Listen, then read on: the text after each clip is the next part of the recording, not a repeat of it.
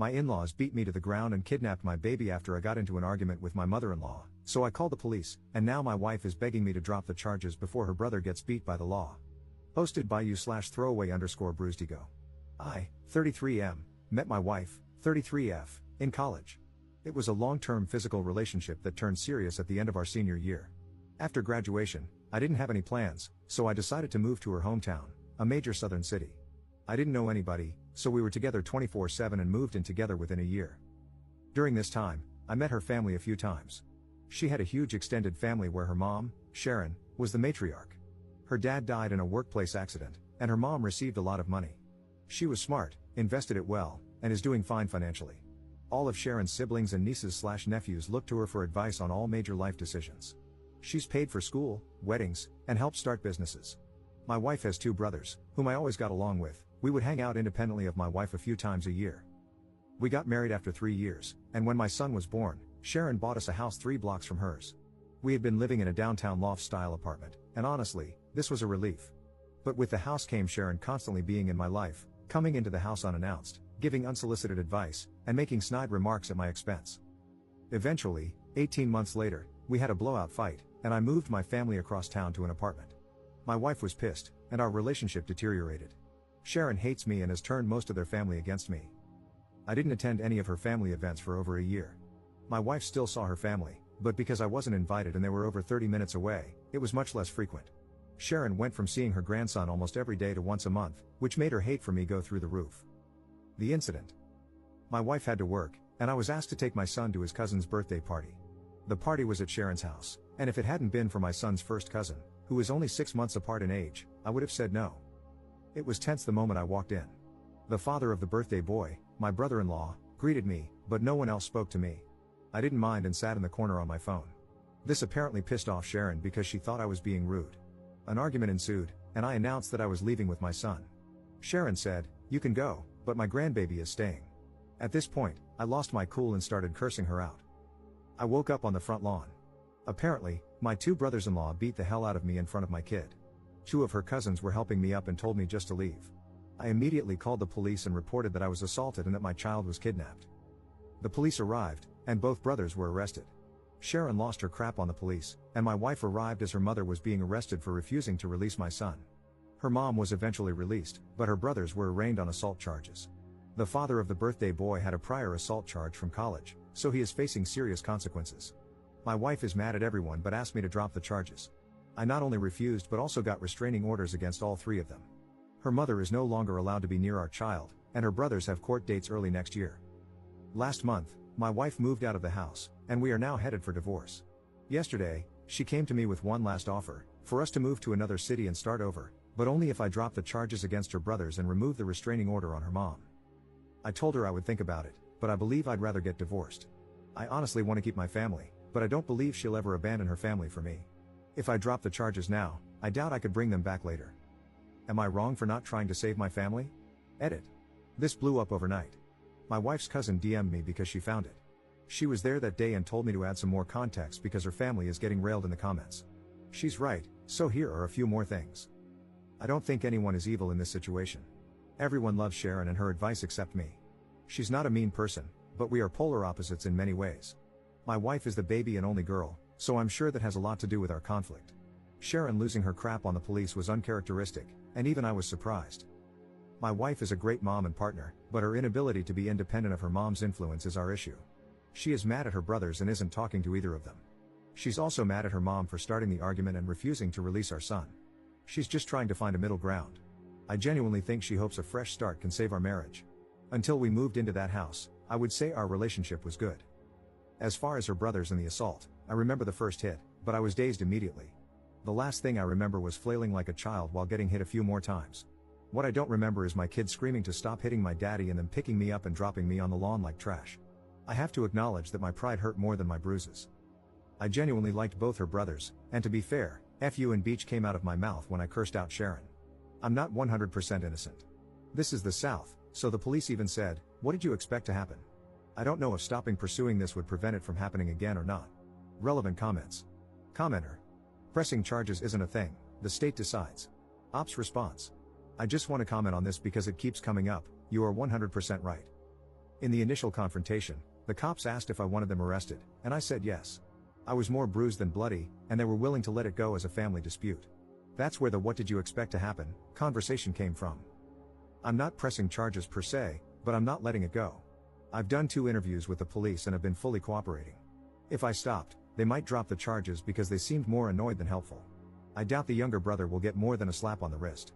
My wife's oldest brother, who has a prior, is in a lot more trouble. He's the one everyone is worried about. Also, Sharon never went to jail. When my wife arrived, Sharon was being escorted to a car. My wife and her 2 uncles got Sharon to calm down, and they let her go. She wasn't being violent but was cursing and blocking them from entering the house. The only positive thing about the arrest, and Sharon's almost arrest, was that it made getting a restraining order way easier. But even that took a month. Also, I had never talked to a lawyer, for any reason, or had any trouble with the police. I honestly don't know how any of this works. I just found out the difference between parole and probation a few weeks ago. Commenter 2. Sharon is not a good mother. Her habit of buying everything for everyone is robbing her grown children of their own achievements, which build character, mental toughness, maturity, and pride in themselves. A better parent would have matched their savings for down payments. Obviously, there was a price to be paid for her investments in their lives. She is able to make major decisions for them. She can walk right in like she owns the place, because she does. It sounds like she is an overbearing, iron-fisted, suffocating presence in their lives. Ops response. I keep feeling like I'm defending this woman, and trust me, I'm not. But she started flipping houses in the 90s before it was a thing. She always kept her job as a nurse while investing in new properties. She helped both of her brothers start their own construction businesses, and 5 of her nieces and nephews now work in real estate. Her 2 smartest moves were: 1, she was an early iPod user from her time as a nurse and invested heavily in Apple stock in 2002, and 2, she pulled out of big real estate investments in 2006, a little early, and sat on her money until 2010. Then she bought up a ton of property. The woman is smart and accomplished, so everyone sees her as this messiah of wisdom. When she deemed me a jerk for not wanting her in my house constantly, and then an even bigger jerk for moving my family across town, everyone fell in line. If Sharon thinks he's bad, he must be bad. Update 4 months later. I've been wanting to write an update and answer questions for a while, but after my original post, many Reddit lawyers reached out and told me to stop talking immediately. Since things were very uncertain and my divorce wasn't settled, I decided not to respond or update anything until things calmed down. A lot has happened to so many people involved, so I think I'm just going to break it down by person. Me. I moved back to the West Coast, where I am originally from. I decided to move forward with the divorce, so I moved home.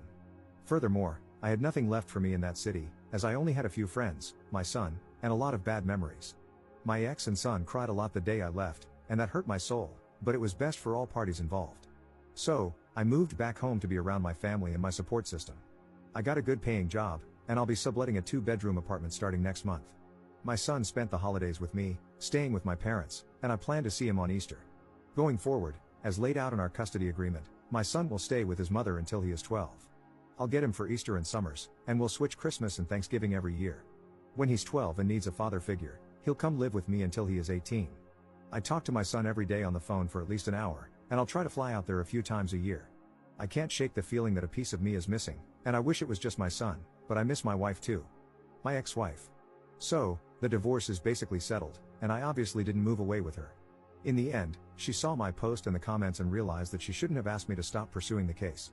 She asked again, saying we could move and just get away from her family. Too much had happened, and our relationship was a shell of what it once was. We both said and did things we forgave but can't forget. I wish this were a movie and I could just say, love conquers all, or screw her, she is evil, but that isn't real life. I'm torn between both loving this person and knowing we aren't right for each other. While she didn't want to move forward with the divorce, she didn't fight me on it either. We were able to settle everything without lawyers and only use them for paperwork and fine details. We talk daily because of our son, and she says she is doing well, but the last time I FaceTimed her, I could tell she isn't eating. My sister said it's post-breakup hotness, whatever that means, but she looks more sick than hot.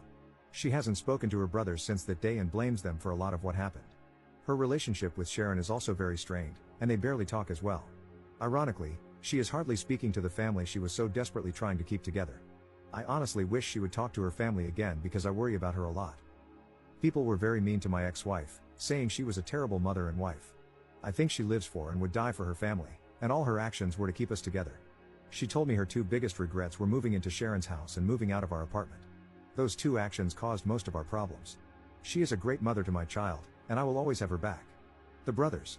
I didn't expect much in terms of punishment in this case. They both pleaded guilty to simple assault, which only carried minimal consequences. Both brothers spent a night in jail, received fines, and were ordered to attend anger management. The older brother had a prior incident that I mentioned in an earlier post. It was a bar fight in his early 20s, where he hit a guy with a bottle and was charged with assault. Since that case was over 15 years ago, and he's now married, a pillar of the community, etc., he was given probation for a year, and that was the end of it. Both brothers have partners in life, and the older one is married. I've known his wife for many years, and we've always been friendly. Because of the restraining order, both spouses reached out on behalf of the brothers to speak to me. I barely knew the younger brother's girlfriend, but since I knew the wife, I spoke to her. She said both brothers regretted their actions and asked me to lift the restraining order and not pursue charges. We had a brief conversation, but I simply told her that I don't forgive her husband and brother-in-law, and I'm moving forward with both.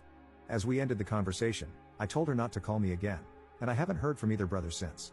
I don't know anything beyond what my ex tells me, and she isn't speaking to them. Sharon. So, I did have it out with Sharon, and it went about as well as you can imagine. Here's a little backstory on our relationship. Let's start by saying my ex and her family are devout Christians who go to church weekly. I'm a lapsed Catholic who goes to church 3 times a year. I live a very moral and ethical life, but my belief system isn't centered on the church. Furthermore, I consider myself a moderate liberal, while her family are moderate conservatives. For example, I support the Second Amendment, and Sharon supported gay marriage. Ideologically, we were far apart but agreed on the important things in life. The real problems began when my son was going to be baptized. My mom wanted him baptized Catholic, while Sharon wanted him baptized Protestant. Lots of snide remarks about Catholics were made, but I let it go at the time. My ex and I decided to wait and let our son decide, which Sharon hated. When my ex started going back to church and I wasn't in attendance, that further widened the divide.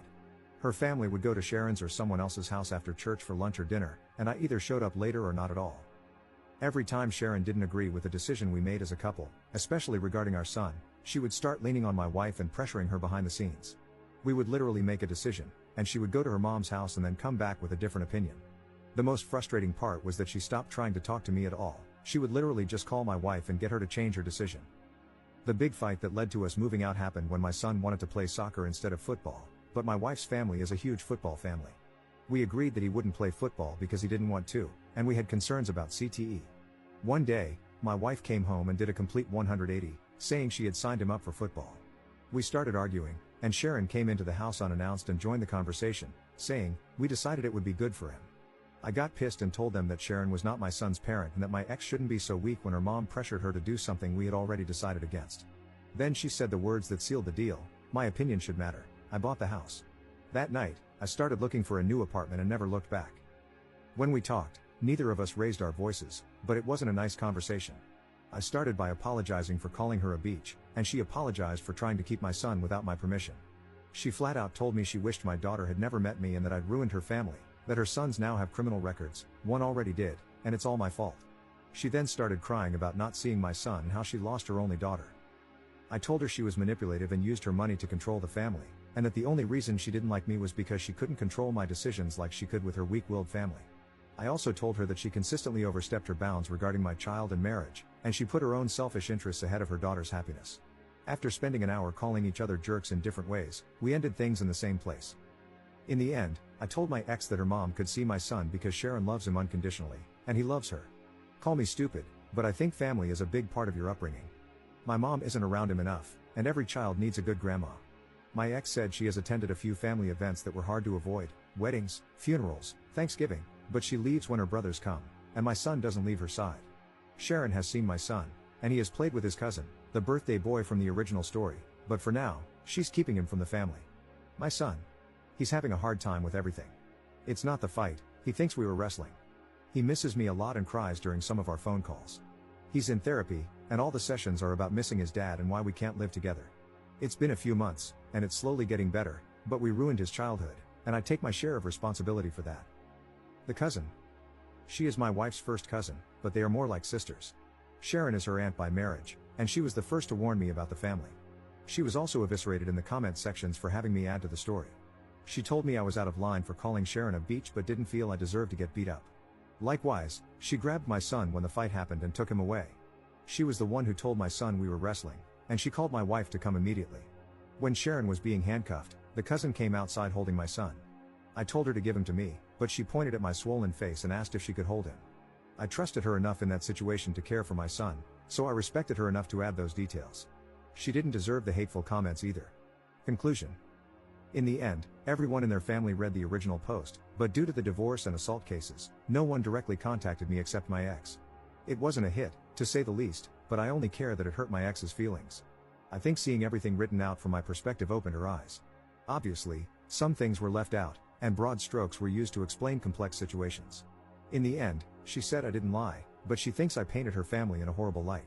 We considered writing a joint update, but we aren't communicating enough to make that happen. I told my ex about this post and asked if she wanted to read it before I posted it, and she told me to write whatever I want. Nobody won here, we all lost. I'll try to respond to questions I think are relevant. Relevant comments. Commenter. I understand everything else, but did you really have to abandon your kid? Ops response. I knew I would get destroyed for this, but abandon is a strong word. I didn't abandon my son, I left for better opportunities in life for both of us, both mentally and financially. My chosen profession has more opportunities here. I was only there for my wife and child. My career picked up during the pandemic because I could work remotely, but in-office work is becoming mandatory again. I was already going to have to quit or move companies, so the timing was right. Also, my mental health is 10 times better now that I have left the city. For months, I gave my child fake smiles while trying to be a good father. I was a shell of the man I wanted to be. I'm still broken by what happened, but I'm in a better place mentally, and in the long term, I'll be better off financially. Adding more context in a different comment to the same question. I was responding to something else you wrote, but saw that you responded to this. Your assessment of my situation is understandable, but me working for less money and being constantly unhappy isn't good for my son. If I could have stayed in state, trust me, I would have, but the economy is screwed. I used all my savings to continue paying bills and lived with my parents for free to start over. Maybe I could have found happiness there, but I didn't see it happening. We are co-parenting the best we can. Commenter 2. Children don't need a father figure until they are 12 and stop needing their mother at 12? Ops response. Of course, a child is always better off in a two-parent household. We are now on opposite sides of the country, and as parents, we decided that having him split his year wasn't a good idea. Her brothers and I both started being rebellious at 12, so we decided that he needed to live with me full-time at that age. Commenter 3. Dude, I'm sorry to break it to you, but children would prefer a broke and unhappy dad over a dad living thousands of miles away, every single time. And as someone with older children, trust me, work won't make up for not seeing your son grow up. I would honestly try to swallow your pride and reconcile with your wife, who is clearly missing you badly, and suggest that you all move out to the West Coast. You will have plenty of opportunities to do so when you fly back, and this doesn't need to happen immediately. Ops response. Reconciliation isn't in the cards. Sharon was the root of many problems, but not the only one. Broad strokes over complicated issues. I wasn't broke, I was broken. My son deserved better than what I was giving him. Only time will tell how this turns out. If things go downhill, I would move back in a second, but I think this is my best decision for right now.